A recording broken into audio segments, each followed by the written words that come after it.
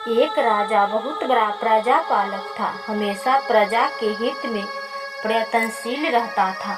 वह इतना कर्मठ था कि अपना सुख ऐशो आराम सब छोड़कर सारा समय जन कल्याण में ही लगा देता था।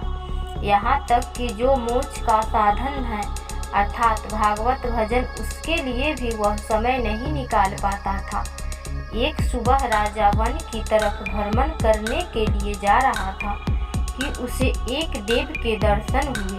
राजा ने देव को प्रणाम करते हुए उनका अभिनंदन किया और देव के हाथों में एक लंबी चौड़ी पुस्तक देखकर उनसे पूछा, महाराज आपके हाथ में यह क्या है? देव बोले, राजन यह हमारा बही खाता है जिसमें भजन करने वाले का नाम है। राजा ने निराश युक्त भाव से कहा कि कृपया देखिए तो इस किताब में कहीं मेरा नाम भी है या नहीं। देवराज किताब का एक एक पृष्ठ उलटने लगे, परंतु राजा का नाम कहीं भी नहीं नजर आया। राजा ने देव को चिंतित देखकर कहा, महाराज आप चिंतित न हो, आपके ढूंढने में कोई भी कमी नहीं है। वास्तव में यह मेरा दुर्भाग्य है कि मैं भजन कीर्तन के लिए समय नहीं निकाल पाता और इसीलिए मेरा नाम यहाँ नहीं है। उस दिन राजा के मन में आत्मग्लानि सी उत्पन्न हुई, लेकिन इसके बावजूद उन्होंने इसे नज़रअंदाज कर दिया और पुनः परोपकार की भावना लिए दूसरों की सेवा करने में लग गए। कुछ दिन बाद राजा फिर सुबह वन की तरफ टहलने के लिए निकले तो उन्हें वही देव महाराज के दर्शन हुए। इस बार भी उनके हाथ में एक पुस्तक थी। उस पुस्तक के रंग और आकार में बहुत भेद था और यह पहली वाली से काफ़ी छोटी थी। राजा ने फिर उन्हें प्रणाम करते हुए पूछा, महाराज आज कौन सा बही खाता आप लिए हैं? देव ने कहा, राजन आज के बही खाते में उन लोगों का नाम लिखा है जो ईश्वर को सबसे अधिक प्रिय है। राजा ने कहा, कितने भाग्यशाली होंगे वो लोग, निश्चित ही वो दिन रात भगवत भजन में लीन रहते होंगे। क्या इस पुस्तक में कोई मेरे राज्य का भी नागरिक है? देव महाराज ने वही खाते खोले और ये का पहले पन्ना पर पहला नाम राजा का ही था। राजा ने आश्चर्यचकित होकर पूछा, महाराज मेरा नाम इसमें कैसे लिखा हुआ है? मैं तो मंदिर भी कभी कभार ही जाता हूँ।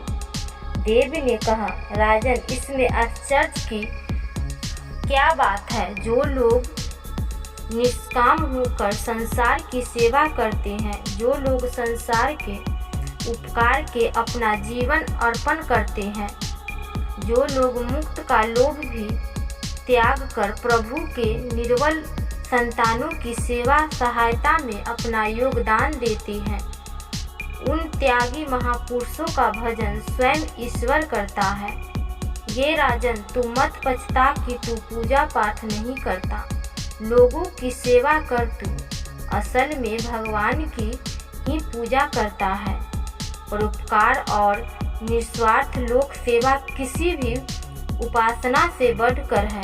देव ने भेदों का उदाहरण देते हुए कहा, अर्थात कर्म करते हुए 100 वर्ष जीने की इच्छा करो तो कर्म बंधन में लिप्त हो जाओ।